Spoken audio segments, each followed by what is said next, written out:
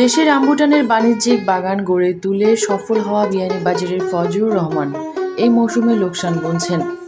বৈরী আবহাওয়ার কারণে বাগানের ফলন ঝরে পড়ায় তার প্রায় 4 লাখ টাকা ক্ষতি হয়েছে।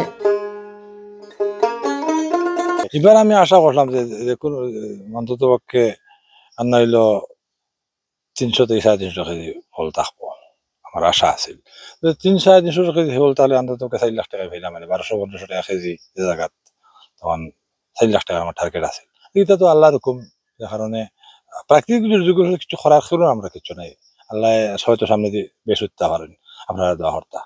প্রায় 100 রামবুটানের গাছ আছে বর্তমানে, সেরা আছে, আরো সেরা তো বিক্রি করি। এবার কো হইল গিয়া প্রথমার যেহেতু মনে করো আপনারা সারা জানেন যে দেশ প্রচুর শিলাবৃষ্টি হয়েছে। শিলাবৃষ্টি হওয়ার কারণে ফল যথেষ্ট আইছে, প্রত্যেকটা গাছে ফল আইছে। শিলাবৃষ্টির কারণে ফলগুলা ঠিকছে না। বাগানেও মনে হয় 20 কেজি ফল হইতো না, এই অবস্থা। দুইটা সাইডটা হলে একটা 6 অন্তত পক্ষে 20-30টা ফল আয়। এবার রামবুটানের অবস্থান খুবই খারাপ। কাস্টমার আপনারা কই আমরা প্রথমে সমকাল তোমার এখন ফেসল ভাই রিপোর্ট করছিলাম, এরপর থেকে আমার আর বাজারও যাওয়া লাগছে না। গতবারও মনে হয় 83,000 টাকা বিক্রি করছি। খানো মৌলিবাজার ইবাদিয়া জুড়ি মৌলিবাজার ইবাদিয়া বিছনা পর্যন্ত, সিলেট পর্যন্ত, গোলাপগঞ্জ পর্যন্ত, মানে বার থেকেও মাল যায় গিয়া। আর এবার চিন্তা করলাম যে বাজারজাত করার চেষ্টা করবো, কিভাবে করা যায়। বড় বড় শপ যেগুলো আছে সিলেট নাই বিয়ানীবাজার শপও আমি শপও দিছি, আবার স্বপ্ন দিছি, 2বার আমি মাল দিছি। আমি 1200 টাকা, গতবার 1000 টাকা করি। এখন সপ্তাহের দর হিসাবে একটু বাড়িছে, আমি 1200 টাকা 1000 টাকা করি, 1200 টাকাও বেশি। আর এতে তো লেচু থেকে অনেক স্বাদ। অনেকে ড্রাগন ফল আনিয়া কিনিয়া খাইয়া এখন চিন্তা খাই না, আমার বাড়ি থেকে 2 কেজি ফল দিছিল, আমার জলদি করে নিয়ে দিস, বেশ সুবিধা খাওয়া যায় না।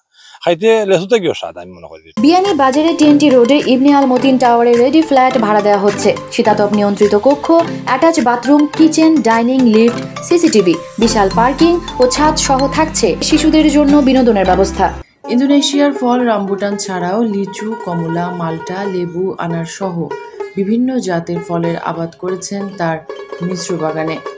পাশাপাশি লেচু, যে আমার বাড়িতে লেচু গাছও আছে, বা বাড়িওয়ান লেচু আছে, আরো বালা বালা লেচু আছে, আমও আছে, কিন্তু কোনোটাও এবার শিলাবৃষ্টি এখনো ঠিকছে না। বাগানে যেমন লেবু, কমলাও আছে, লেবু আছে, আসামি লেবু যেটা বড় লেবু এটাও আছে, মালটাও আছে। আর তোমার এওলার গাছও, এওলা যেটা আমলকি হয়, এই গাছ বড় 300 বছর আগের একটা আমলকির গাছ আছে। বড় একটা লেচু গাছ আছে, 400 বছর আছে লেচু গাছ আছে। তারপরে বরিশালী আমরাও আছে, সফেদাও আছে কয়েক হাজার ফল। চেষ্টা করি, আনারসও আছে খাওয়ার বই। যেমন আগে আমরা কইতাম বীরতুং, যেটা লাল আনারস, বীরতুং কইতাম, খেউ ফাতি আনারস হইতো, এটাও আছে। তারপরে বানারসও আছে, আন্নাস একটা, 3 জাত আনারস আছে খাওয়ার বুঝো। মানে মালটার গাছ 36টার মতো আছে। আশা করি তো এবার আমার তো গাছ কম, আমি কই আর কম, আর আমার 36টা গাছ আছে, এর বাদে 50,000 টাকা হইতাম ইনশাল্লাহ।